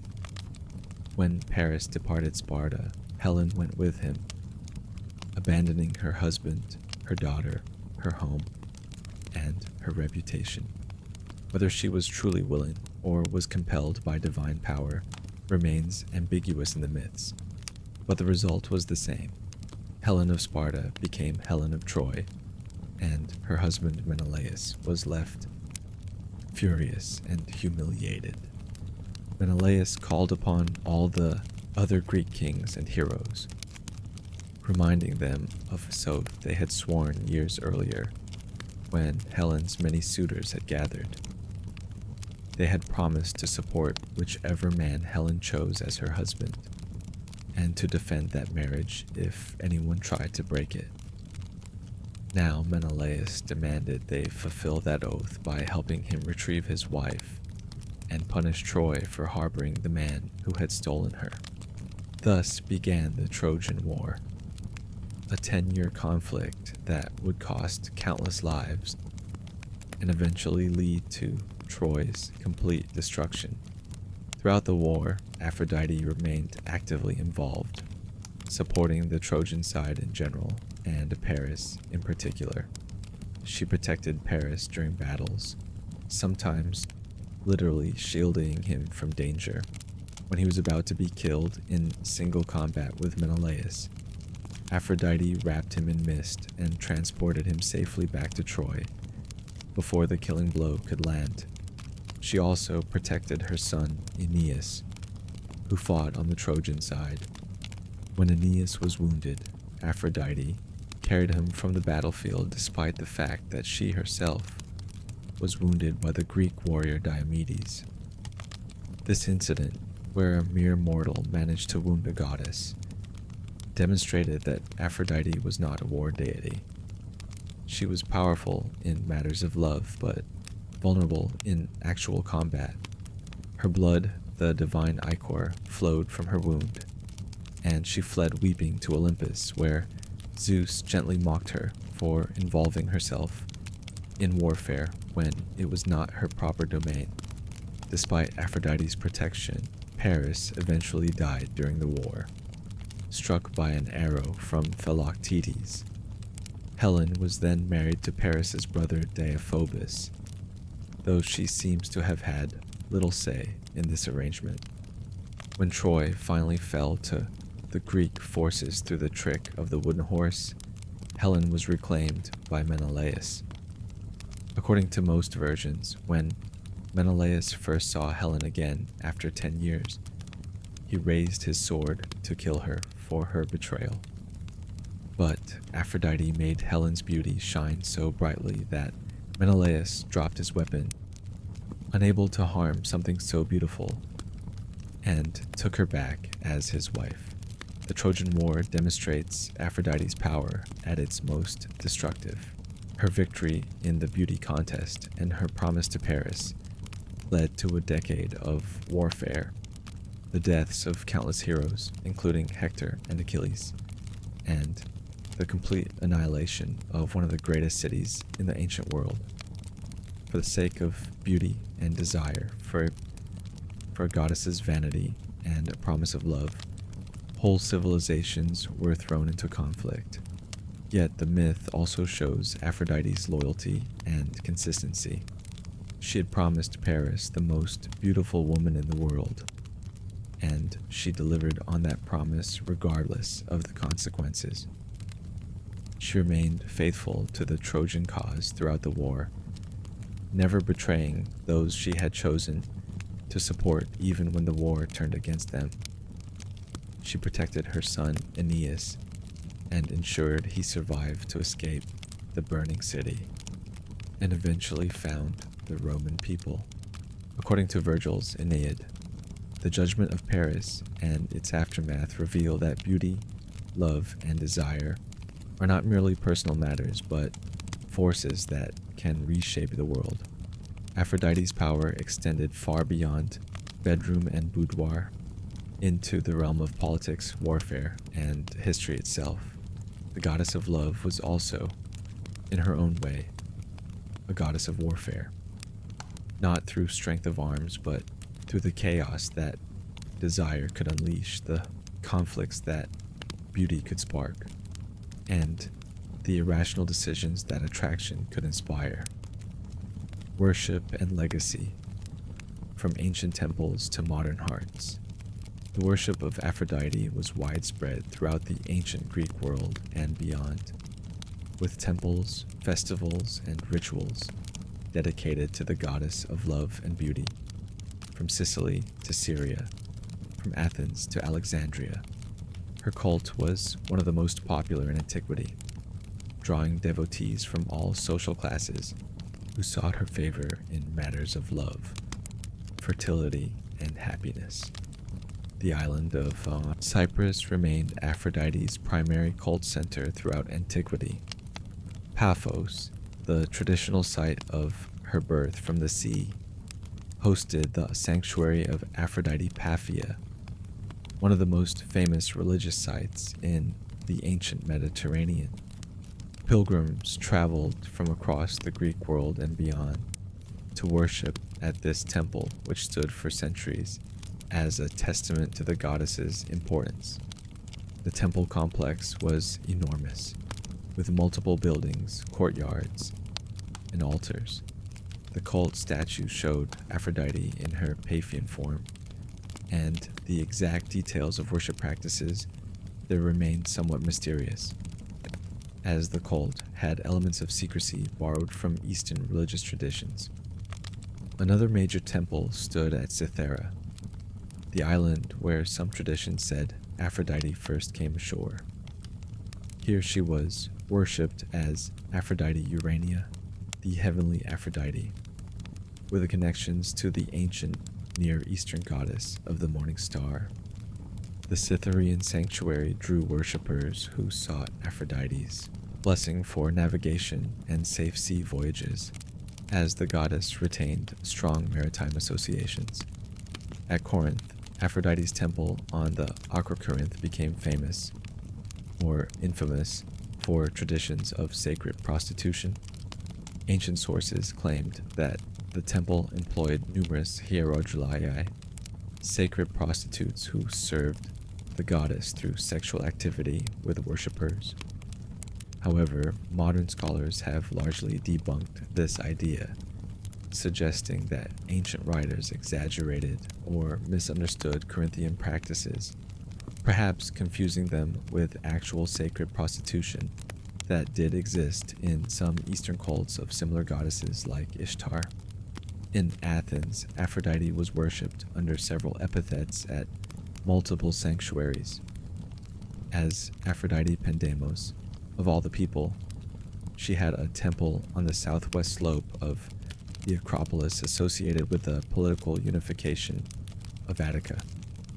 As Aphrodite Urania, she was honored with a separate sanctuary and represented more elevated spiritual forms of love. The Athenians carefully distinguished these aspects of the goddess, offering appropriate sacrifices and prayers depending on which form of love they sought. The festivals of Aphrodite were joyous occasions. The Aphrodisia was celebrated in midsummer in Athens and many other cities. During this festival, her temples were purified with the blood of sacrificed doves. Cult statues were bathed ritually. Processions wound through the streets with worshippers carrying flowers and singing hymns. No animal sacrifice was permitted, except the doves sacred to Aphrodite. Her festivals were meant to be celebrations of love and pleasure, not occasions for violence or bloodshed. The fourth day of each month was sacred to Aphrodite throughout the Greek world. People would make small offerings at her shrines on these days, pray for success in love, and leave gifts of flowers, perfumes, or beautiful objects. Young women about to be married made special offerings to Aphrodite, asking her to bless their unions with love and fertility. Those suffering from unrequited love came to her temples seeking relief from their torment or help in winning their beloved's affection. The worship of Aphrodite was not limited to formal temple rituals. She was invoked in private prayers, in love spells and charms, in celebrations of weddings and anniversaries. Her symbols, roses, doves, apples, appeared in homes as decorative elements and reminders of her influence. People wore jewelry depicting her or carried tokens associated with the goddess for luck and love. When the Romans conquered the Greek world, they absorbed Greek religion along with Greek culture. They identified Aphrodite with Venus, an ancient Italian goddess who had originally been associated with gardens and fertility. The identification was so complete that Venus essentially became the Roman version of Aphrodite, inheriting all her myths, symbols, and associations. Venus became extremely important in Roman religion and ideology. The Julian family, which included Julius Caesar and later the emperors Augustus, Tiberius, Caligula, Claudius, and Nero, claimed descent from Venus through her son Aeneas, making the goddess an ancestor of Rome's ruling dynasty. Venus became Venus Genetrix, Venus the Mother, patroness of the Roman people as a whole. Temples to Venus were built throughout the Roman Empire, and her worship remained vital until the rise of Christianity gradually displaced pagan religion. The fall of paganism did not entirely erase Aphrodite from cultural memory. Her stories survived in manuscript preserved by Christian monks who, despite their religious objections to pagan gods, recognized the literary and cultural value of a classical mythology. During the Middle Ages, Aphrodite appeared in courtly love poetry, in allegories, and in philosophical discussions of beauty and desire, usually with acknowledgement that she represented a pagan falsehood, but sometimes with surprising sympathy and understanding. The Renaissance brought an explosion of renewed interest in classical antiquity, and Aphrodite × Venus became one of the most popular subjects in art and literature. Botticelli's Birth of Venus, circa 1485, became one of the most iconic images in Western art, showing the goddess rising from the sea in a giant scallop shell, her long hair barely covering her naked form, attended by wind gods and a handmaiden offering her a cloak. This painting captured the Renaissance fascination with the classical beauty, classical mythology, and the intersection of Christian and pagan aesthetics. Titian, another Renaissance master, painted numerous depictions of Venus, including Venus of Urbino and Venus and Adonis, each exploring different aspects of the goddess's story and symbolism. Later artists continued this tradition, with Venus appearing in countless paintings, sculptures, and other artworks through the Baroque, Rococo, Neoclassical, and Romantic periods. In literature, Venus, Aphrodite appeared in works by Dante, Shakespeare, Spenser, Keats, Shelley, and countless other poets who drew on classical mythology for their themes and imagery.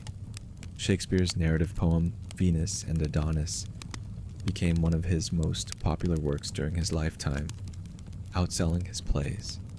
The goddess became a symbol of female beauty, erotic desire, and the power of love to overwhelm reason and propriety. The 19th and 20th centuries saw continuing engagement with Aphrodite in art, literature, opera, and eventually film. She appeared in operas by Gluck, Offenbach, and others. She featured in poems by Swinburne, Tennyson, H.D., and many more.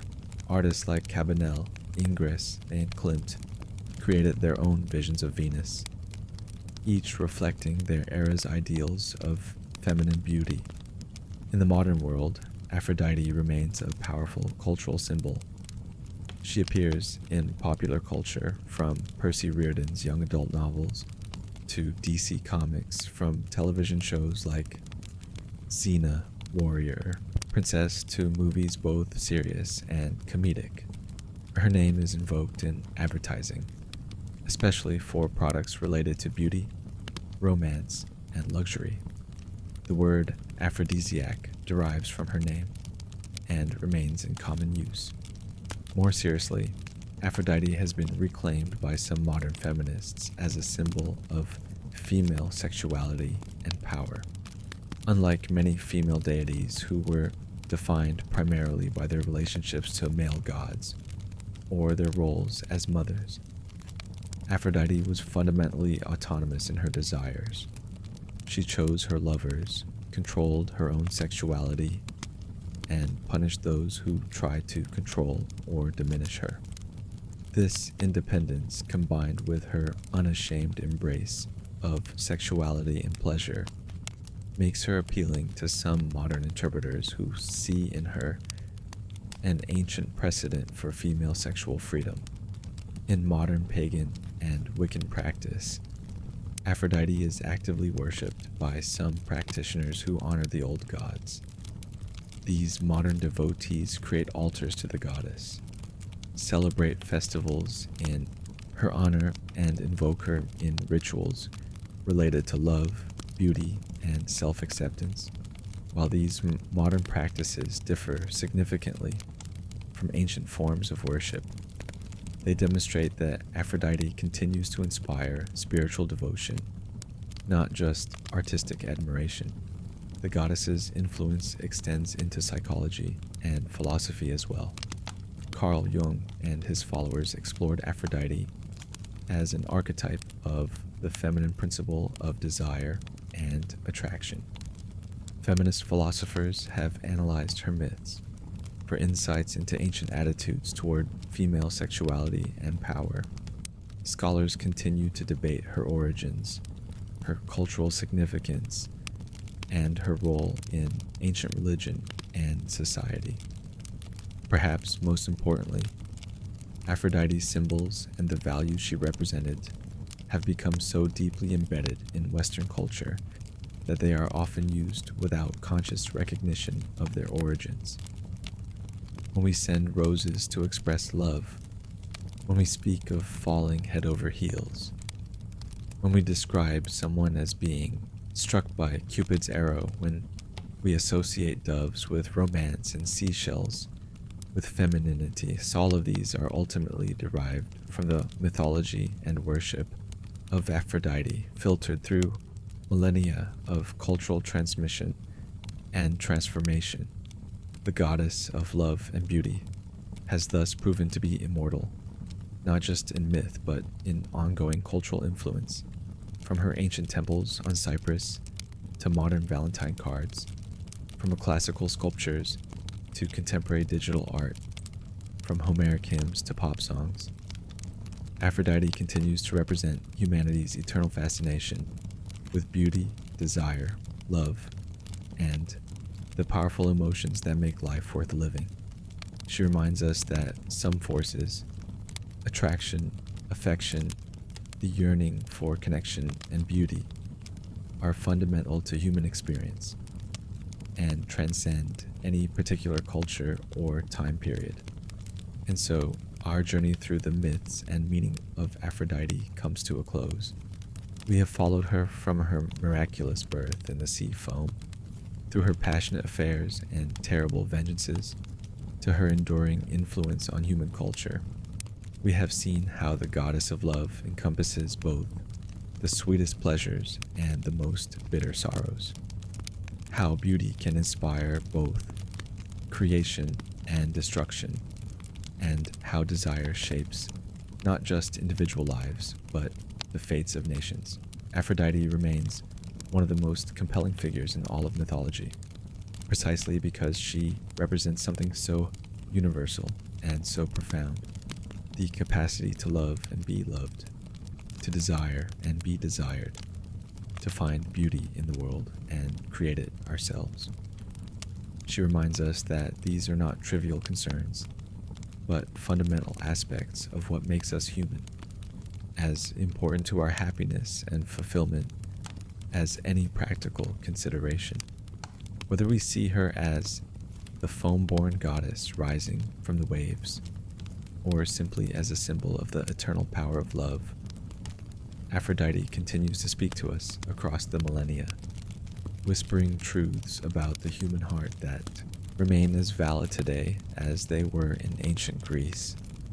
If you've enjoyed this journey through the romantic legends and complex nature of Aphrodite, please take a moment to like this video and subscribe to the Mythos Deep Dive. Your support helps us continue bringing you detailed, well-researched explorations of the myths that have shaped our world. Share this video with anyone who might be fascinated by the goddess of love and beauty. And let us know in the comments which Greek myth or deity you'd like us to explore next. Until then, may you find beauty in every day, love in unexpected places, and remember that even in moments of sorrow, roses still bloom and doves still take flight, carrying with them the eternal promise of Aphrodite's grace.